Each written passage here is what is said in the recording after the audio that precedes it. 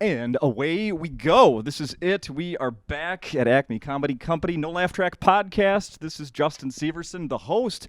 I was here 2 weeks ago, which seems like 2 years ago. And before that, it was 2 decades. Bryan Miller is here with me. He's headlining this week at Acme. We're going to talk all about the new temporary setup here at Acme, how the shows are going to go this weekend. It's weird. I was here 2 weeks ago, and I was like, it's so great to be back. And I was, from the bottom of my heart, it was so great to be back.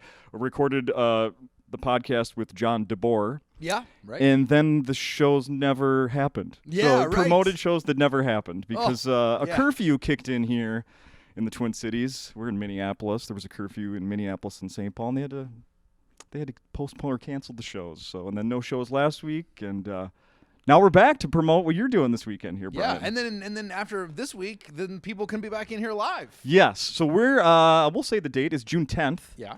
It is Wednesday, June 10th. Wednesday, June 17th, this place officially opens back up. People will be able to come in and have a meal for dinner, and they will be able to come in here and see a show. And Bryan, what do you see here? These are how the chairs are going to be set up. Describe what you see here. Yeah, this is interesting. So I remember Lewis talking about this when we came to do and you were here for this, I think, the recorded show that we did, for the online. Oh, I watched it online. But put it on YouTube or whatever. And he was saying at the time, he was like, whenever they reopen, he's like, it's definitely going to be reduced capacity. And so he was already plotting out and kind of getting a sense of it. So this looks like a refined version of that. So you've got 2 seats each, they're all grouped up like couple seats, and they're 6 feet apart. I'll tell you, they're distanced, and then there's these barriers. This is the part I didn't expect. Right. But it makes sense. There are these like barriers so people can't get too close to the stage, so that the comedian is 6 feet away. Because one of the almost all great clubs have one thing in common, which is the comic is really, really close to the audience, right? Yes. I mean, when you're, if you're standing on the very front of the stage here, the nearest audience member is what? 2 feet away, like you could. Foot. Yeah. I mean, you could share their table. Oh yeah, I often put my beer on their table. Mm-hmm. I've kicked people's feet off the stage because they're putting their stupid feet on the stage. There's been some physical contact, to say the least. Only of the pleasant and invited variety. Just a friendly, hey, what's But now it's like Aerosmith is playing, and there's that that space in between where the bouncers and the photographers go. I remember the early, my first, years of going to see rock concerts and whatnot at First Avenue downtown here in Minneapolis, and they did not. You could get right up to the stage and mosh pit. Yeah, put your hands right up on the stage, Absolutely. Lean on it. Yeah, and then over time, this type of thing happened at not because of coronavirus social distancing, but I think for the safety of the performers, they started putting up the hockey boards as same. Well, thing maybe at the best First audience Avenue. interaction of all time happened at the I think it was the Triple Rock. There was a guy, a hip hop guy. This was maybe 2012, and he was doing a set. And literally, while he was rapping, this girl leaned up, grabbed his pants, yanked him down, and started blowing him while he was rapping at the Triple Rock. Yeah, and then the guy literally physically backed out of her mouth. Oh my god! Yeah, he was like, "Excuse me, I'm rapping." Yeah. So I guess this barricade will prevent any unsolicited oral sex. I'm sure that's why Lewis put it up. He's like, "Oh man, all those people standing in line like it's a Q&A session." If you check the really fine print. Yeah. I gotta say, I might break social distancing protocol for that. I might. 6 feet, huh? Yeah, 6 feet. Yeah, we might have to modify the distance a little bit. So, let's give people more of the rundown of what's going on. So, when John DeBoer was supposed to do a show before things were called off 2 weeks ago, we were talking about the shows we're going to be here in the. There's been obviously we just described them some changes to the club into more of a studio. Right. And he was going to be doing his stand-up shows, and they were going to be 100% on Zoom. Yep. Which is what you're doing this week as well. I'm the only person who's going to do this, by the way. This is the only week, me and Corey and Baril. Yep. Because this is and I've talked to people about this, but I think it caught everybody off guard that the dine-in came back the way it did as fast, like the partial reopening, and then all of a sudden the dine-in came back, perhaps circumstantially related. No one will ever know exactly the specific motivations, but I mean, I got to assume that everybody thought it was going to be Zoom only for a couple months. Oh, we were planning on that. And We then were phase absolutely planning on into that. part. And the best of all possible worlds during this pandemic until we can get back to jamming people in.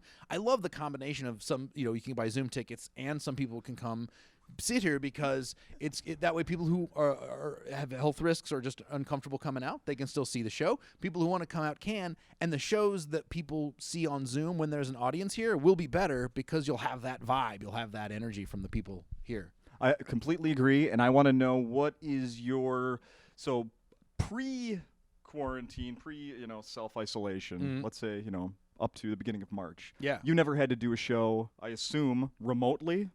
No, I don't think Ever? I don't think I'd ever done a remote show like that before. Yeah. I mean, I do a lot of radio, which is kind of like that a little bit, but it's a conversation. There's other people there. Yeah. But you are kind of telling jokes and assuming that people out there are listening. As someone who used to do radio, I imagine there are certain interviewers that just kind of let you hang for 10 minutes. So It's happened. So it's like you're Yeah. performing to an empty building. Yeah. Yeah. Uh-huh. And I was busy as hell before the pandemic. In fact, I was on the road when everything hit. I was in Chicago. Oh. And so I was headlining Comedy Bar in Chicago. And I remember saying to my wife, this is going to be weird. I got a couple weeks off after this. That'll be good. We'll let this whole disease thing die out, and then I'll get back on the road in April. And I flew Just let it die out in April. yeah, we'll be right. back. So I flew to Chicago on a Friday, and I remember flying in like the airport. I'd flown the week before to Nashville for shows, and when I flew to Nashville, it was like completely normal. You couldn't have told any difference. It looked like any day at the airport. Yeah. And then just the next week, it was pretty empty, a lot of masks. And I was like, oh, this is different. And I was in Chicago, and that was St. Patrick's Day weekend, and very quickly you started getting the vibe of like, oh. And so like it went even from Friday of being like, this is maybe wash your hands extra, to on Sunday there was a run on the grocery store. They closed they canceled my Sunday show. I mean, they cancel everything on Sunday. Sure. So like they literally the closure started while I was in the hotel waiting to go do my last show.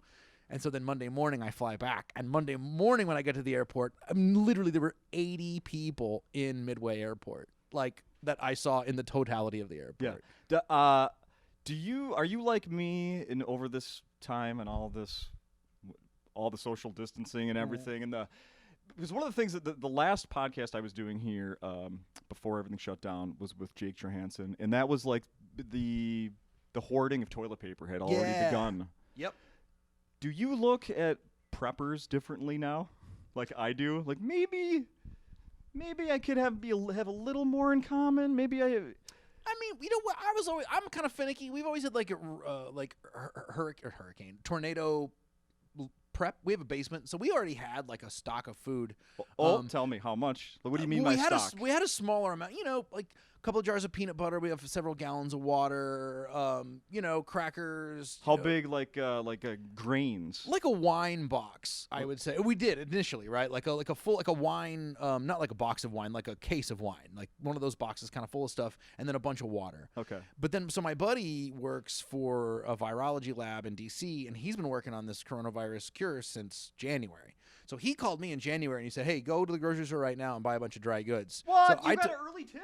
Oh, I got a way early tip. So we were already stocked up before the thing happened, and I was telling other comics to go buy a little extra stuff, and nobody believed me.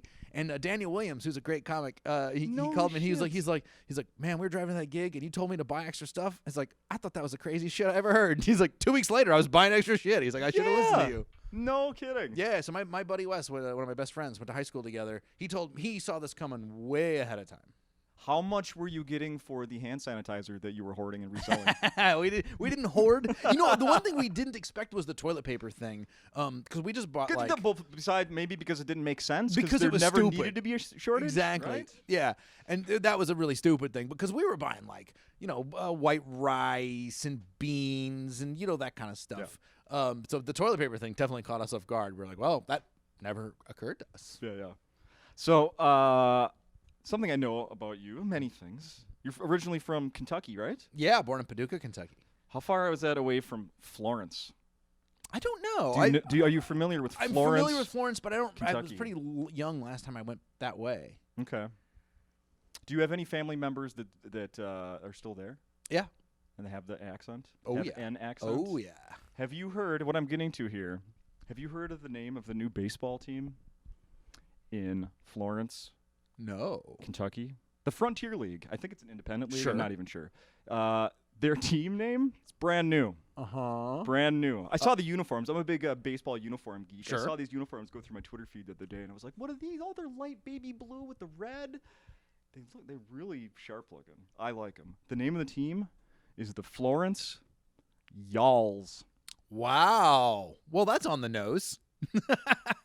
I mean, sure. Although, here's the thing. Y'alls, it's plural, y'alls. Mm-hmm. Y'all is already plural. Y'all is you all. You can't have alls. You're absolutely right. I mean, surprise, Well, surprise. then maybe it fits even better. The doesn't grammar it? check in Kentucky didn't go through. What a stunner. But yeah, you don't say, I mean, I guess you'd say, oh, I got alls the money. I mean, you say it like that, but you don't say, Yeah. how much? Hey, y'alls. Yeah. Y'all's going to come with me? Yeah, y'all going to come with me. You say y'all gonna come with me. You're right. They should be like the wild. They're the y'all. I know. Wild. I'll never be okay with that. You can't draw a picture of a y'all. What are they going to have for a mascot? I didn't get into that, but That's a good point. Is it just a guy? But it can't just be one guy. It has to be at least 3 people, I would assume. So Because I think y'all is 3 or more. Yuns is 2. You ever heard of yuns? yeah. Hey, yuns. You know what yuns is short for? This is true. You young ones. I was going to say I think young fits in there. Yeah. You're young ones. Yuns, get over here. That's we got a lot of that when we were kids. Did you have was y'all in your Oh vocabulary? yeah, I say y'all every now and then. I'll throw in a y'all. Throw in a y'all? Yeah, it happens. I love it. So I don't, not judging here. You take a look at me. I haven't got a haircut since pre-quarantine. Really? Yeah. Your hair looks great. I got it cut very short before, just on a fluke. The accidentally. last thing I did before I flew to Chicago was I was like, it might be tough to get a haircut, and I'm thinking for a couple of weeks, right? So I got my haircut the day before I left, and I'm glad because my hair was looking terrible. Yours it actually looks like you got a cut. Thank you. You No, got this is just a smidge over the glasses. I Yeah. can even fix that for you. I mean, I can even do that. when I put a cap on, I got wings. So, Sure, yeah. My wife did this just a few days ago. Looks pretty decent, right? This is not a pro cut. I wouldn't. Yeah. I mean, wouldn't know my any hair, difference. Yeah, my hair doesn't look that good anyway, so she was able to keep maintaining that standard. Did you pay? I mean, in a cosmic sense. Yeah. Okay. So my neighbor comes out of his house the other day, and I was like, "Did you?" Oh, this was 2 weeks ago, before any of the barbershops were open. I Yeah. said, you got a haircut? Where the hell did you get a haircut? And he goes, "Oh, I have a Flowbee." He has the Flowbee still? I wonder if Flowbee stock was going up through the roof.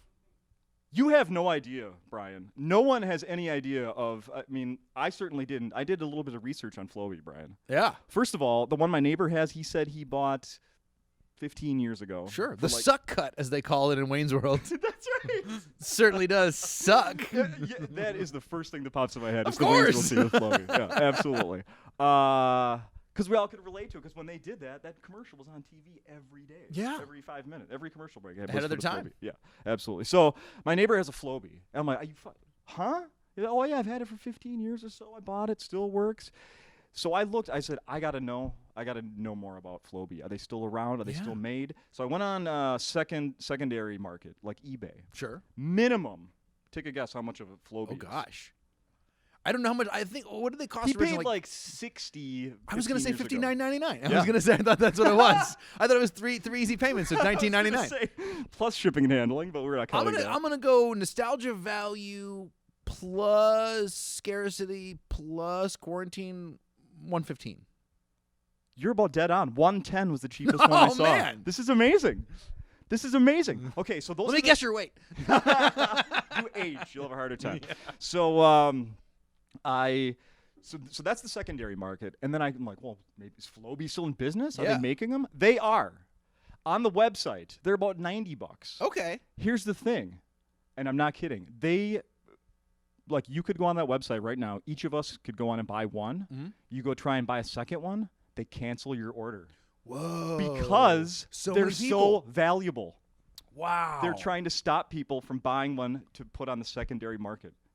That Yes. makes sense, I guess. Yes, their rules are you cannot buy another Flowbee for a full calendar year from the same address. If you would have told the Flowbee people 2 years ago that they would be stopping people from buying multiple units, they'd have been like, "Get out of here!" I mean, People want 2, right? Like, that's incredible. It makes sense, I guess. yeah. Because if you have an asshole who will fill his entire truck full of toilet paper, there's definitely a guy who will buy 50 Flowbees. Oh, yeah. Oh, there could have been somebody going, town to town. Like video game systems, when they're like the Nintendo Switch came out and it was really hard to get, people definitely did that. Yeah. I think I even tried to do that and then barely got my money back when I bought one. Well, not 5 of them, but one. Well, get a fake passport and get a third Flowbee.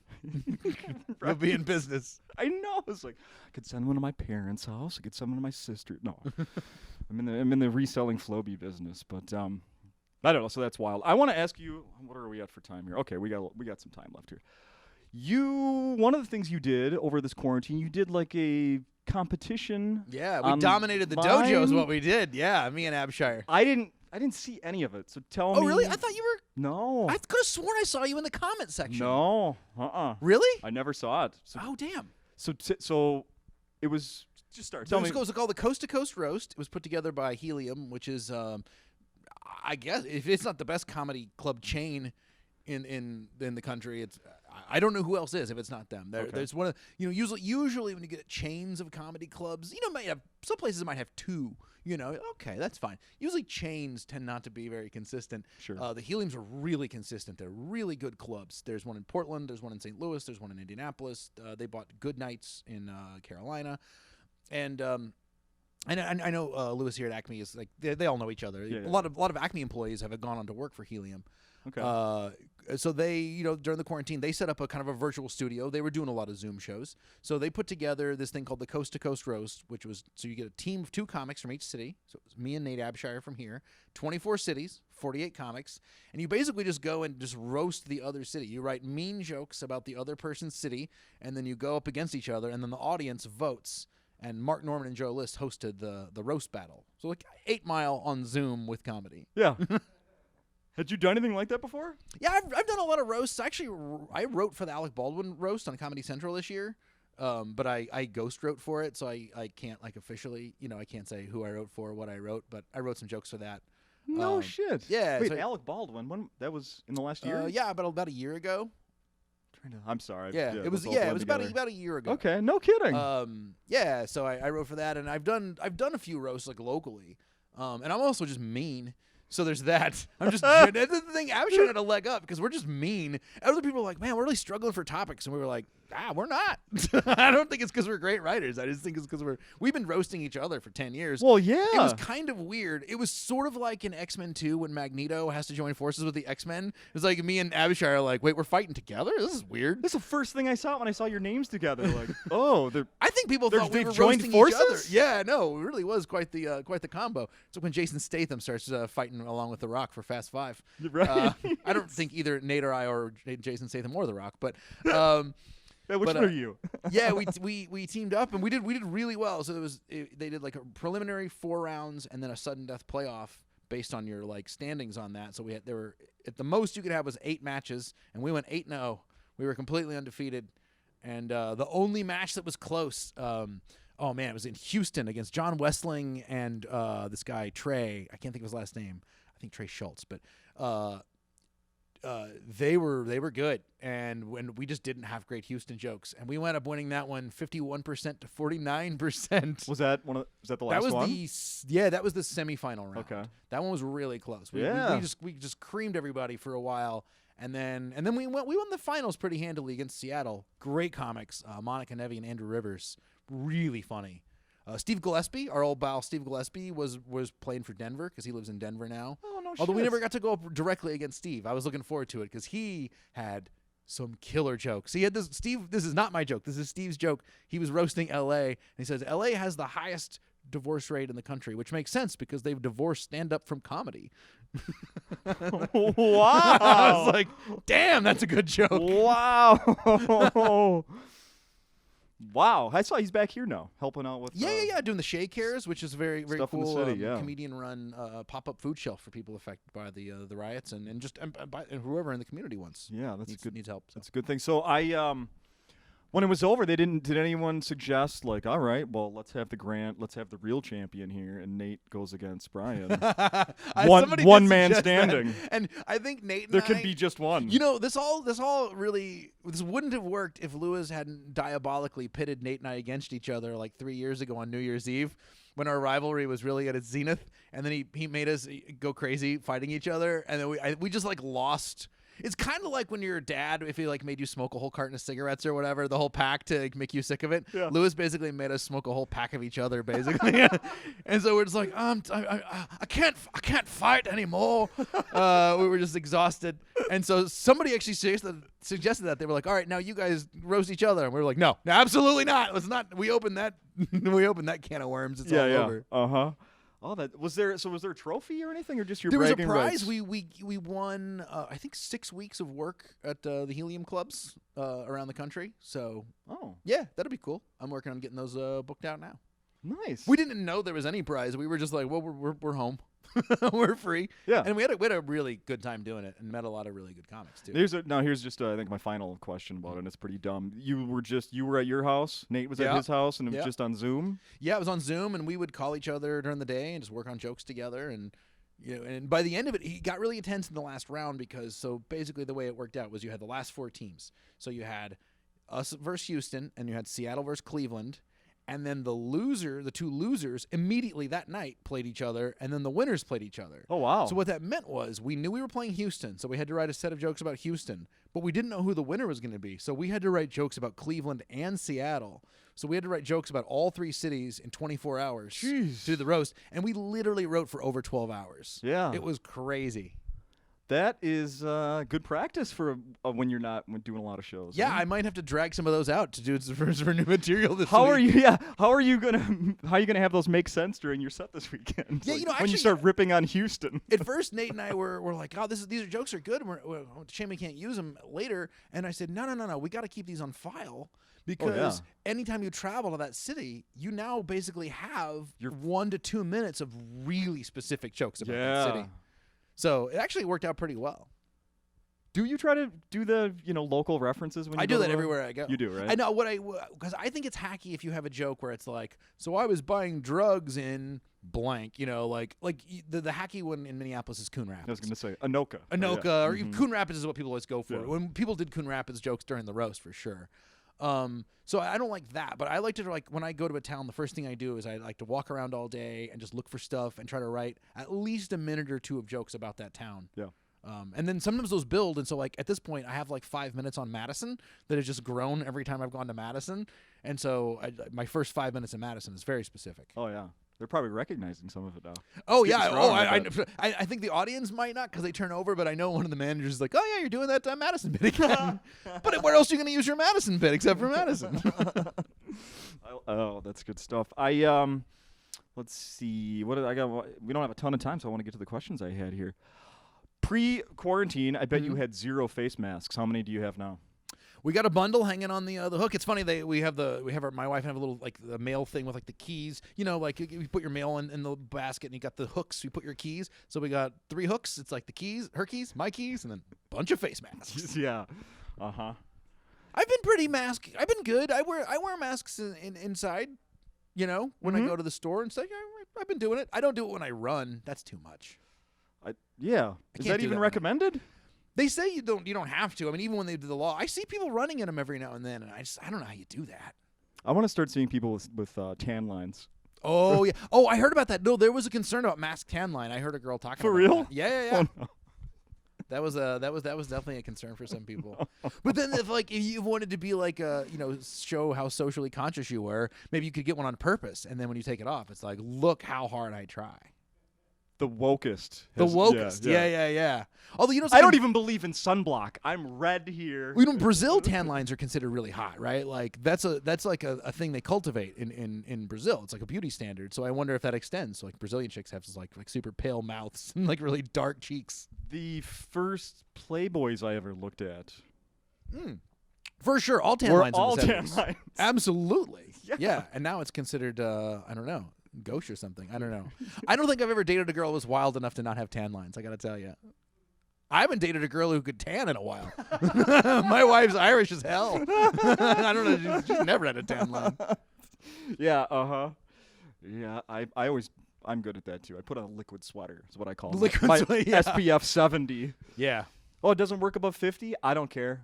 I'll put it on twice. Yeah, just to make yeah. sure. Now it's 100. So I saw a tweet of yours, and I think you mentioned it here before we started recording about what describe the material. Well, not describe the material, but you have some new stuff. You have a lot of new stuff. A lot of new stuff. It's gonna be interesting because I have a ton of new stuff, but I haven't been on stage in 3 months. So almost. how are you approaching these shows? It's have I even said it? It is 2 shows this weekend. Yeah, it's Friday, Friday at Saturday. 8 o'clock, Friday 8 o'clock, Saturday 8 o'clock, and these Yep. are the last 2 Zoom only shows from the studio here at Acme, and then next week it'll be people can do both. People can watch starting on on Zoom Wednesday. starting Wednesday the 17th. People can watch on Zoom just like they will be this weekend, but up to 75 people can come and have dinner at Sticks next door, Acme's restaurant, and then come to the show. Yeah, oh, it's great. I'm so Starting glad to be Wednesday next week, Wednesday, Thursday, Friday, Saturday. back. Yeah, I can't wait. I can't wait to come to a show.